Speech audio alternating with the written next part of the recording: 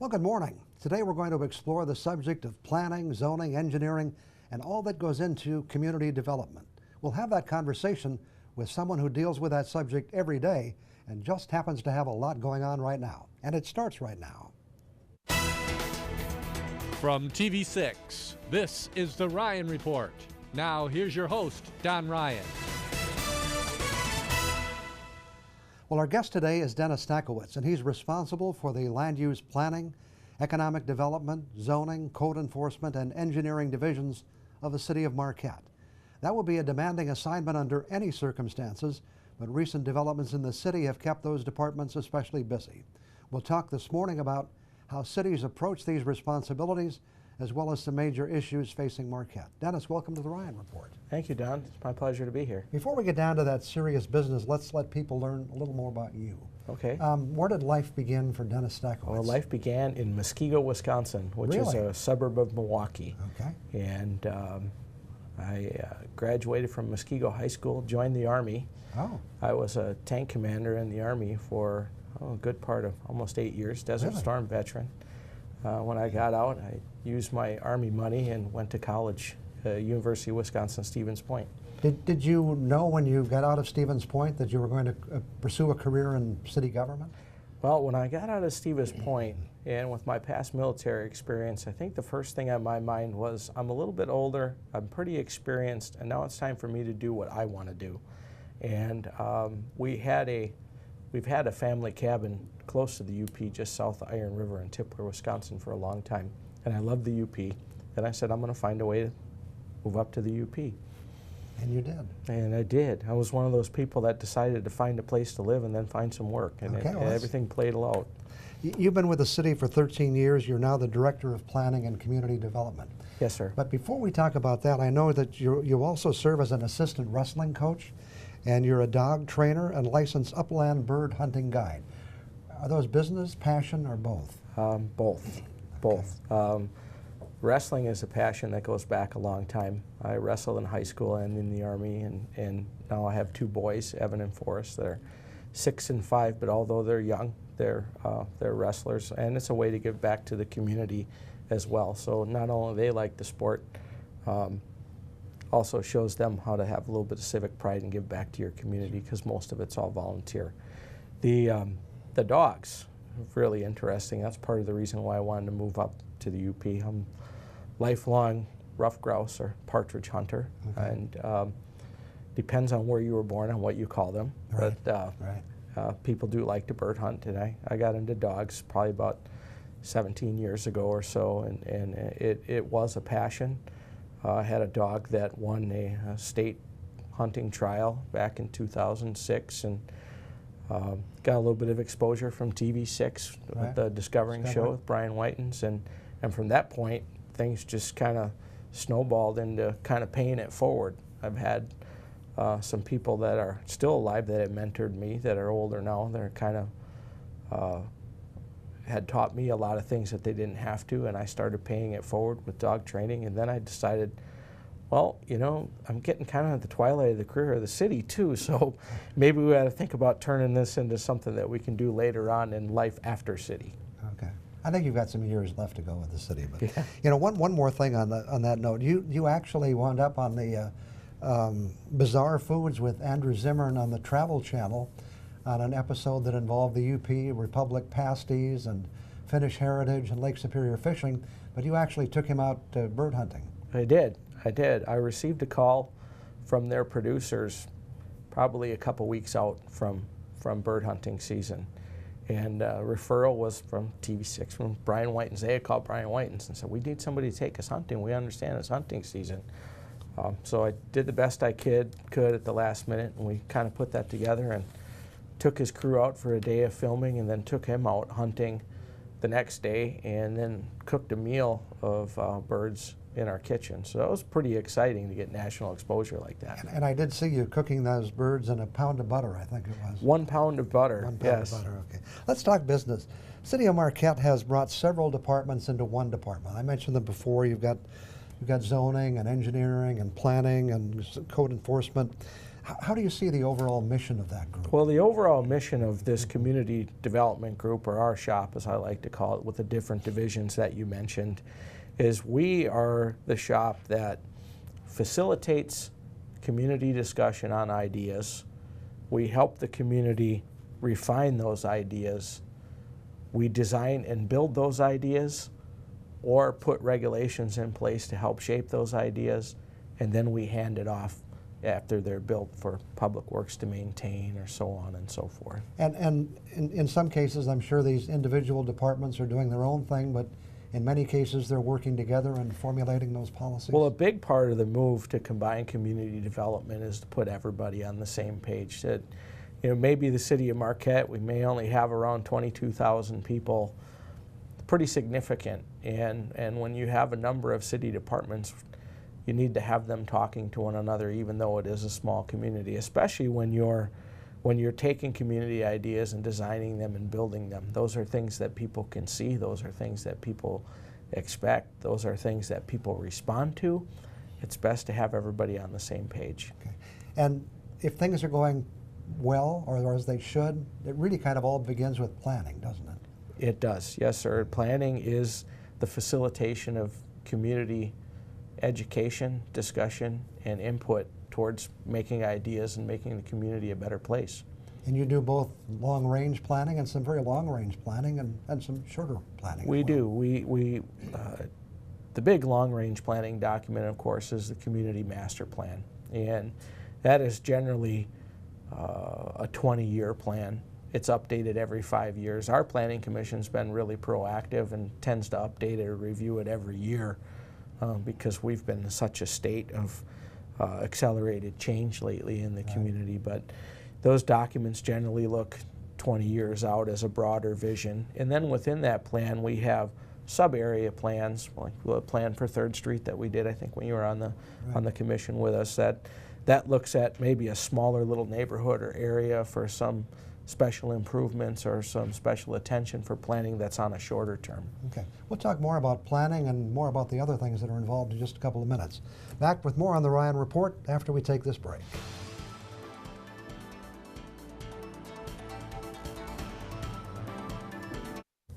We're talking this morning with Dennis Stakowicz. Dennis is the Director of Planning and Community Development for Marquette. Just a little more about the planning process. This is not just something that you and your staff or even the Planning Commission sets down and does. You really involve the public in this process. It right? is about facilitating community involvement. We hold a lot of public meetings. We have done intensive multiple-day charrettes where we'll have an open house for 3 days in a row where we'll have planners, landscape architects, designers, and the like, where people can drop in and talk about their ideas and kind of help make the sausage up front, right? That's the important part of it, is when you're actually doing the sausage making. I think we had a president that used to talk about that, but it's the community, right? Marquette belongs to the people of Marquette. And we like to engage the people of Marquette to tell us, what do you want? Where do you want to see yourself go in the future? And the more people that you get involved in that process through education and discussion, it makes the planning process actually a little bit easier. And if you do the planning process right, then later it really becomes helpful, doesn't it, to be able to go back and say, well, this is what the master plan calls for. It does. It does. It doesn't mean that the master plan can't change if there is some type of accelerated change in the community, but it does make it a lot easier for all the players involved, particularly the legislators, folks on the city commission and such, that kind of shadow the process along and see that the community was engaged. When it comes time for them to make a decision, I'd like to think that good planning aids them in making their decision. Okay. And once you're moving forward, let's talk a little bit about engineering, for example. They have some broad responsibilities too. Engineering is they have a lot of responsibilities. That department is responsible for taking all these great ideas and designing them and building them. On top of that, they are responsible for the capital improvements plan for the city of Marquette. And that includes planning and scheduling all your maintenance for all the streets. Many people know in Marquette right now, there's a lot of it going on. Right. but we're having nice things. So I like to say that all the time, just a little bit of discomfort for a lot of nice things in the long run. But they manage that controlled chaos that we have going on in that street construction. And through that capital improvements plan, which we just overhauled, we did a major overhaul of that process. Our city engineer, Keith Whittington, was very instrumental in doing that, along with the capital improvements team. And they are important folks. There's probably the largest division in our department. We have 7 people in that department, and they are always busy. And when we talk about capital improvements, for example, I can recall serving on the commission, but the city probably went many years without replacing the underground infrastructure. And that's not a criticism, it's just a fact that, the stuff works. Right. But you reach a point where it stops working or it's going to start giving you problems. That's correct. We had gone, you're correct, and there was a time frame where there wasn't money available for whatever reason to not be able to keep up with a lot of the improvements, and that sets us back. However, our engineering department and our city engineer have come up with what we call a SIMP program, and it's a street improvements maintenance program where we do heavy maintenance. So a lot of times the community, if you're out there and you see us just kind of grinding up a road and repaving the surface of it, that's a heavy maintenance project. And we'll do those to keep up with the surface area of things, and we'll do those in areas where the underground stuff, the water and the sewer and the storm sewer, doesn't necessarily need attention, or we can get by with slip lining those utilities, which means that we inject a plastic type substance in there to seal all the cracks and extend the life of it. I wish we had more time to talk about all these subjects because they're all interesting. Zoning has been kind of with us forever. And I don't mean just Marquette, but in America.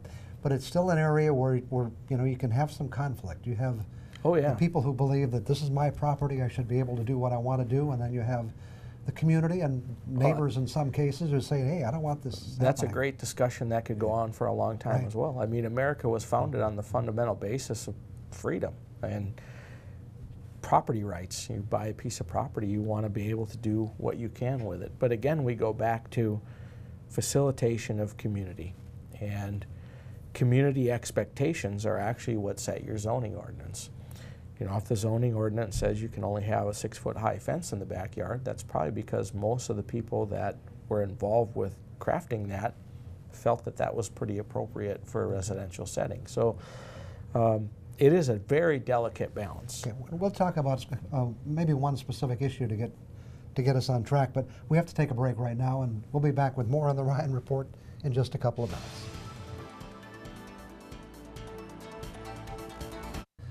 Our guest this morning is Dennis Stakowicz. He's the Director of Planning and Community Development for the City of Marquette.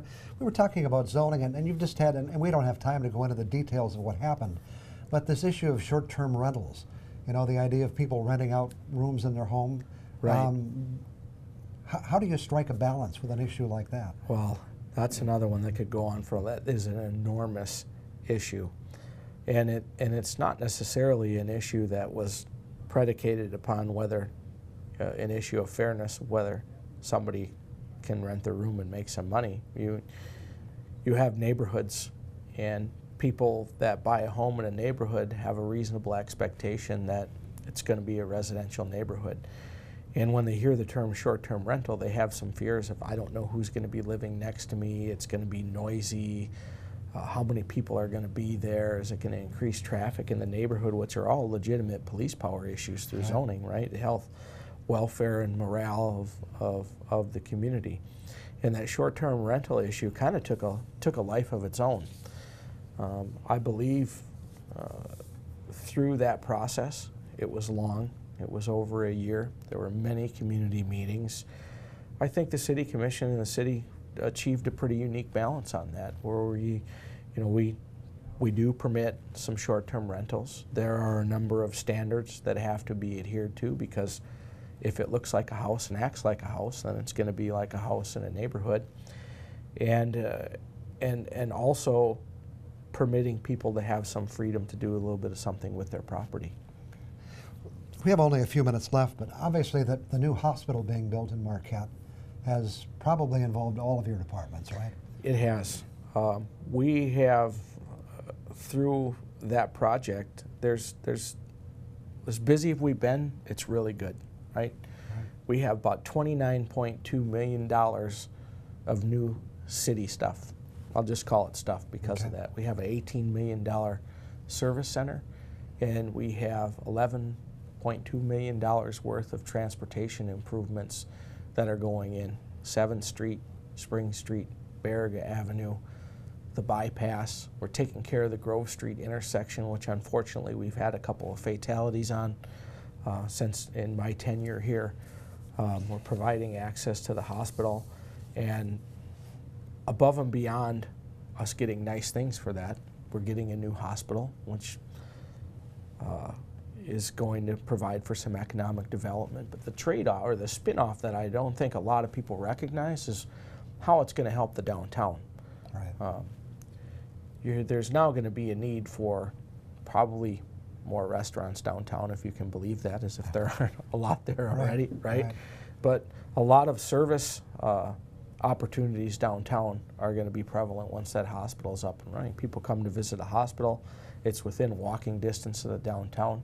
Through planning and engineering and cooperation with the hospital, there's going to be pathways where you can get to the downtown.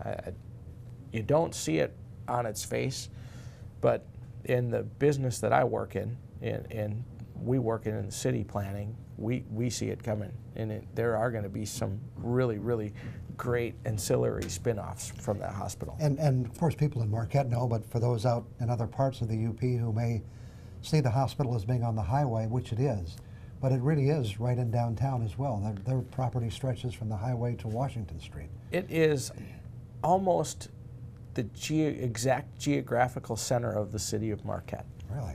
Uh-huh. So, you know, what one of the issues also, and we have to skip ahead, but what's going to happen to the old hospital? A lot of people ask that. Well, I have been involved in a couple of meetings as of late, and we have reported these. The city manager was with me. We reported these to the commission, but there's not a whole lot of information to release yet. But they have, Duke LifePoint has hired a consultant to look at some options for the hospital. They are interested in keeping their administration at the hospital. Not quite sure where that's going to land at. My planner spidey sense tells me that it's probably going to be at the Nelberg building, the newer area with that parking structure, and then they will find some either uses or demolition for the other properties. I don't know. I don't want to start rumors. This is probably a good show to do that, but that's what I'm thinking. In our meetings with them, what I can say is factual is they have hired a consultant that is on board now on their payroll that specifically deals with reuse of existing hospital facilities. They have hired a lady by the name of Mary. She's the new CEO there, and she is specifically in charge of disposition of that old hospital, and she is working very diligently at that. I shouldn't do this because we have only 10 seconds. Are you going to get those 6 roundabouts built this summer? Yes, sir. Okay. We see a lot of construction going on. It's pretty interesting in the city of Marquette. Nice things. Somebody says when you see cranes, it's a good thing, and we certainly see those in Marquette these days. We see a lot. Okay. Dennis, thanks for coming in this morning. Appreciate it very much. You're welcome, Don. We'll be back with some other thoughts for you on the Ryan Report after we take this break.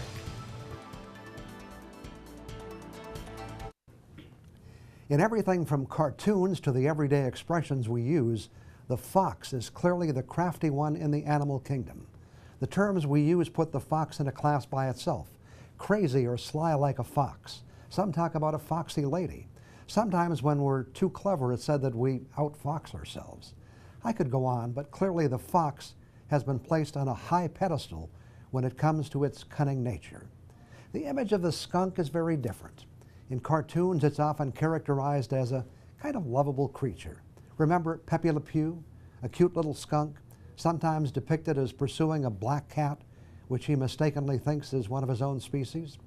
Rarely is a skunk pictured as crafty or cunning. My goal this morning is to shatter that belief. The fox may deserve the image it carries, but the skunk certainly does not, because it's also cunning and clever, and to those words you can add destructive and a menace. By now you've probably guessed that I've had my own encounters with Pepe Le Pew. And I have, but not in the way you might be thinking. Starting last fall, a skunk began to systematically destroy the lawn at our home. I'm not talking about a little damage. I'm referring to large areas that were completely dug up in its quest to capture and consume the grubs that live there. So you might be thinking, okay, damaging perhaps, but where does cunning and clever come into play? Well, we spent the entire fall trying to capture or rid ourselves of that skunk, including with assistance from the police. But he eluded us. First, he made a home under a garden shed in our backyard, and when it looked like he had moved on, I filled in the entrance hole, reinforced it with concrete pavers and large rocks. It made no difference. He came back and made his way through that impenetrable fortress once again to gain access to what he believed was his home. Repeated attempts to trap him failed. Well, this spring he was back, and his appetite for grubs was as insatiable as it had been in the fall. It appeared there was no answer to our dilemma, but then we discovered he had set up a new home under our deck. Ultimately, with support from the police, he walked into a trap, attracted by a can of sardines, and after many weeks, his days of destruction were over. He's still living, but in another location. And so at least our adventure is over for now, although occasionally, on a quiet night, an odor drifts through an open window to remind me that they're never far away. I'll be back in a minute. Well, it's time for us to wrap it up for another week. The Today Show is just around the corner. Remember to keep the TV6 website in mind for the latest news anytime. You can also catch up on current or past episodes of this show at that same address. Thanks to Dennis Stankiewicz for joining us this morning with an update on community planning and many of the projects going on in the city of Marquette. And thank you for being here. Hope we can look forward to seeing you again next Sunday morning.